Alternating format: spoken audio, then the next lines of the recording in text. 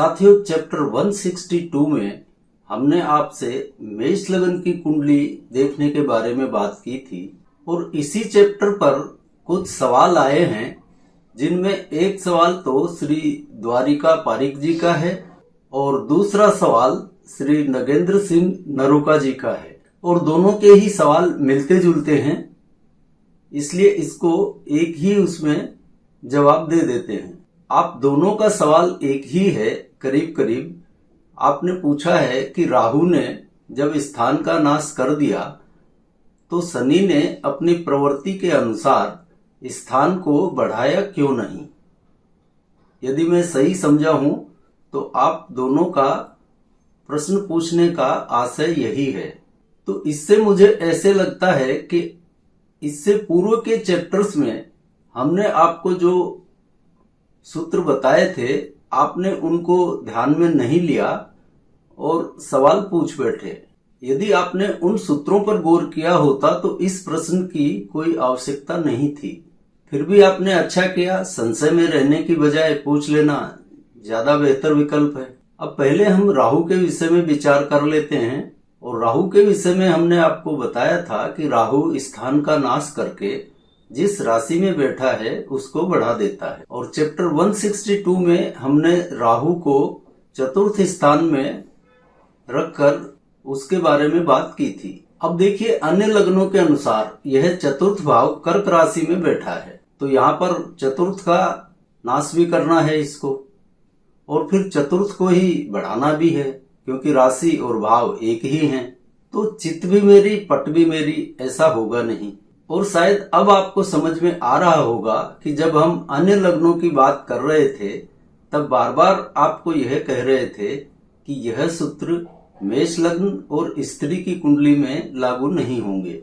अब एक बात समझ लीजिए कि हर ग्रह की अपनी एक प्रवृत्ति होती है और जैसे ही लग्न बदलता है उसकी यह प्रवृत्ति भी बदल जाती है। अब साधारण सी भाषा में आप इसे यूं समझ लीजिए कि मेष लग्न में गुरु नवमेश है, सिंह लग्न में गुरु पंचमेश होगा और धनु लग्न में यह लग्नेश हो जाएगा। हम गुरु की बात कर रहे हैं यहाँ पर। तो मेष सिंह धनु यानी क्षत्रिय वर्ण के लग्नों में गुरु अति शुभ ग्रह हो जाता है। वहीं पर आप तुला लग्न में गुरु की स्थिति देखिए। अब तुला लग्न में यह तृतीयेश हो जाता है और तुला लग्न के बारे में जब आप सभी भावों में गुरु की स्थिति पर विचार करेंगे तो पाएंगे कि 2 या 3 जगह छोड़कर तुला लग्न में गुरु कहीं पर भी शुभ फल देने की स्थिति में नहीं होता है, बल्कि यह कुछ ना कुछ खराब फल ही देता है। आप सभी लोगों ने पढ़ा होगा कि उच्च का ग्रह बहुत बढ़िया फल देता है और उच्च का गुरु यदि दशम भाव में हो तो कहने ही क्या।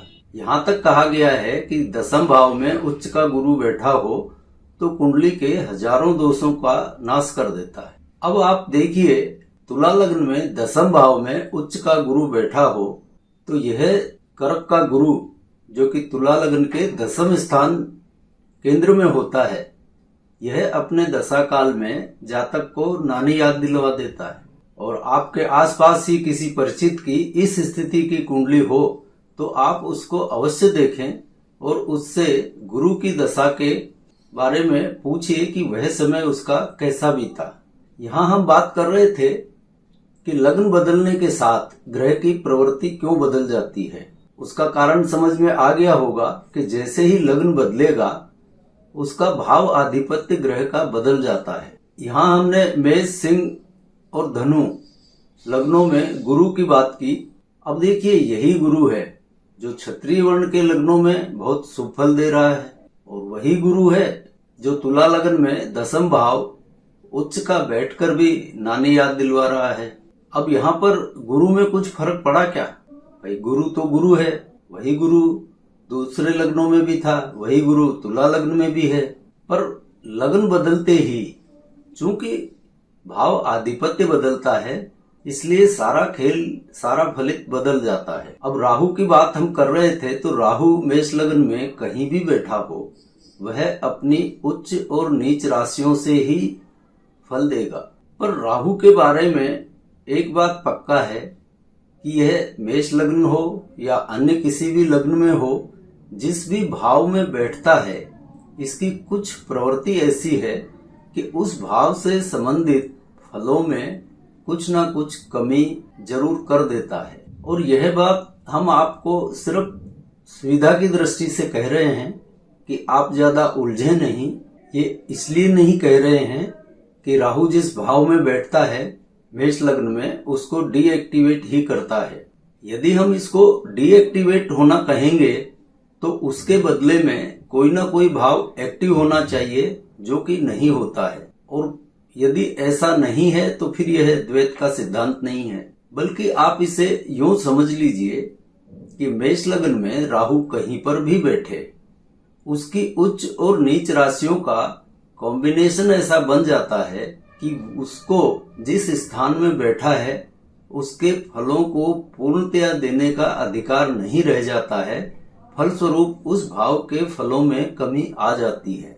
और इसे देख लेना कोई बहुत बड़ी बात नहीं है, थोड़ा सा होमवर्क कीजिए। मेष लग्न में राहु की कुल 12 ही स्थितियां बनेगी। अब ये 12 ही चार्ट बनाकर आप इसकी उच्च नीच से इसका अध्ययन कर लीजिए, तो आपको स्वयं को यकीन हो जाएगा कि ऐसा क्यों होता है। तो यह तो हुआ राहु के बारे में आपके द्वारा पूछे गए सवाल का जवाब, और आशा करते हैं कि इस बात को आप आसानी से समझ गए होंगे। अब दूसरा सवाल आपका शनि के बारे में है। तो यहाँ पर भी पुनः यही कहना चाहूंगा कि यहाँ पर भी मेष लग्न में आपने शनि की स्थितियों पर तर्कपूर्वक विचार नहीं किया, और अन्य लग्नों के समान ही शनि को यहाँ पर भी देखने की कोशिश की, जबकि हमने बार बार चैप्टर 162 में और उसके अलावा भी अन्य कई चैप्टर्स में यह जिक्र किया है कि मेष लग्न में कोई भी ग्रह अपनी उच्च या नीच राशि से ही फल देता है, क्योंकि मेष लग्न में भाव और राशियां वही हैं। यहाँ एक्टिवेट डीएक्टिवेट होने का कोई प्रश्न ही नहीं उठता है, और यही कारण है कि अन्य लग्नों के सूत्र यहाँ पर नहीं लगते हैं मेष लग्न में। अब हम आपको यहाँ पर एक चार्ट से दिखा देते हैं, जो कि बहुत ही सिंपल बात है, बल्कि इसको देखने के बाद में आपको स्वयं को भी हंसी आएगी कि यह कैसा प्रश्न पूछ बैठे। अब आप इस चार्ट को देखिए।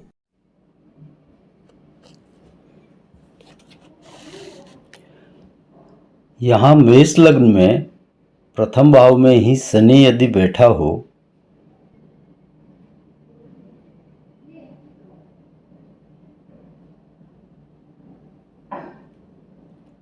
तो यह शनि लग्न को नहीं बढ़ाएगा।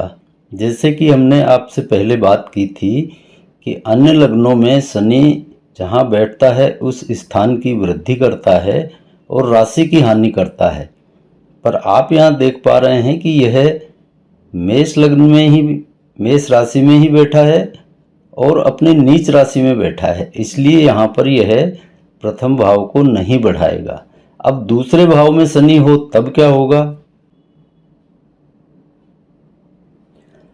यहाँ दूसरे भाव में आप देख रहे हैं वृष राशि में बैठा है, तो यह अपनी नीच राशि से दूसरा हो जाएगा, इसलिए यह दूसरा भाव यहाँ भी नहीं बढ़ाएगा। और तीसरे भाव में हो तो तीसरे भाव में भी वही स्थिति होगी, नीच राशि से तीसरा हो जाएगा, इसलिए यह तीसरा भाव भी नहीं बढ़ाएगा। कहने का मतलब यह है कि यह मेष लग्न में किसी भी भाव में बैठा हो, चाहे ये चतुर्थ में हो, पंचम में हो, षष्ठ में हो, सप्तम में हो, अष्टम में हो, नवम में हो, दशम में हो, एकादश में हो या द्वादश भाव में हो, यहाँ आप देख रहे हैं कि ये कहीं भी बैठे अपनी नीच राशि से उतने ही भाव की दूरी पर हो जाएगा। इसलिए मेष लग्न में शनि अपने स्थान की वृद्धि नहीं करेगा, यह पक्का समझ लीजिए। कुछ लोग तार्किक होते हैं, तो अभी तक हमने जो बात आपको समझाई वह उनके समझ में तो आ गई होगी, लेकिन इस प्रकृति में सभी का स्वभाव एक जैसा नहीं होता है। तो जो भी लोग सिंपल रूप से समझना चाहते हैं, जिनको कोई तर्क नहीं लगाना, उनके लिए बता देते हैं कि मेष लग्न में शनि जिस भाव में भी बैठे होंगे उस भाव को डीएक्टिवेट कर देंगे और उसके ठीक सामने वाला 7वां भाव एक्टिव कर देंगे। आप चाहे तो इसको इस तरह से समझ लीजिए, अथवा हमने चार्ट पर आपको जैसा समझाया है उस तरह से तर्कपूर्वक समझ लीजिए, लेकिन रिजल्ट में कोई फर्क नहीं पड़ेगा। अब यहाँ पर तार्किक लोग इस बात से परेशान नहीं हो कि सामने वाला भाव कैसे एक्टिव हो जाएगा। तो सिंपल सी बात है, मेष लगन में शनि की उच्च राशि तुला सप्तम भाव में पड़ती है। इस वजह से शनि मेष लगन में कहीं पर भी बैठे, शनि की दूरी यानी जो उसकी नीच राशि मेष है उससे ठीक विपरीत ही होगी। इसी वजह से हमने यह कहा कि मेष लगन में शनि जिस भाव में बैठेगा उसको डीएक्टिवेट करके सामने वाले भाव को एक्टिव कर देगा, और यह सिर्फ उसकी उच्च और नीच से दूरी के कारण होता है। और यह बात हमने सिर्फ उन लोगों के लिए कही है जो बिना किसी तर्क के सीधी सादी भाषा में समझना चाहते हैं। वैसे यदि ज्योतिष में भी तर्क पूर्वक काम किया जाए, समझकर काम किया जाए, तो रटने की, याद रखने की जरूरत नहीं पड़ती है। फिर भी जैसा आपका स्वभाव हो, जैसी आपको सुविधा लगे, आप उसी को अपना सकते हैं। अब एक सवाल सवितेश गुरुवानी जी का है, जो पूछ रही हैं कि मेष लग्न में नीच का ग्रह बैठा हो तो क्या होगा। अब जैसे मान लीजिए दसम भाव में यहाँ मेष लग्न में गुरु नीच का हो जाएगा, ठीक है। तो अब यहाँ सिंपल सी बात देख लीजिए कि इसकी उच्च राशि है कर्क। अब कर्क से ये सप्तम भाव की दूरी पर है, तो यह सप्तम भाव की दूरी ही खड़ा करेगा। कोई भी ग्रह हो मेष लग्न में या अन्य लग्नों में भी अपनी उच्च से दूरी सप्तम ही होगी यदि वह नीच का है तो सिंपल सी बात है, ग्रह जब भी नीच का हो तो समझ लीजिए कि वह सप्तम भाव को एक्टिव करेगा। इसी तरह से यदि ग्रह उच्च का है तो वह लग्न खड़ा करेगा। जैसे मान लीजिए सूर्य यहाँ पर मेष लग्न में बैठा है, लग्न में मेष राशि में, मेष इसकी उच्च राशि है, तो यहाँ इसकी दूरी भी एक भाव की ही है। तो उच्च का ग्रह हमेशा लग्न खड़ा करेगा और नीच का ग्रह हमेशा सप्तम भाव खड़ा करेगा। यह थंब रूल है और इसका कारण है वही दूरी जो कि आप देख पा रहे होंगे। तो आशा करते हैं आपको अपने सवालों के जवाब मिल गए होंगे, और अब आपसे यही उम्मीद करते हैं कि ज्यादा से ज्यादा इस चैनल को सब्सक्राइब करवाएं, लाइक, शेयर और कमेंट करें। जो भी आपके सवाल हों उनको बेहिचक पूछिए, उनका जवाब दिया जाएगा। पर्सनल जवाब देने से कोई बहुत ज्यादा फायदा नहीं होता। वीडियो द्वारा जवाब दे दिया जाए तो काफी सारे लोगों तक बात पहुंच जाती है। अब आज के चैप्टर को यहीं विराम देते हैं और अगली बार आपसे मिलते हैं किसी अन्य विषय के साथ। तब तक के लिए जय जय सिया राम।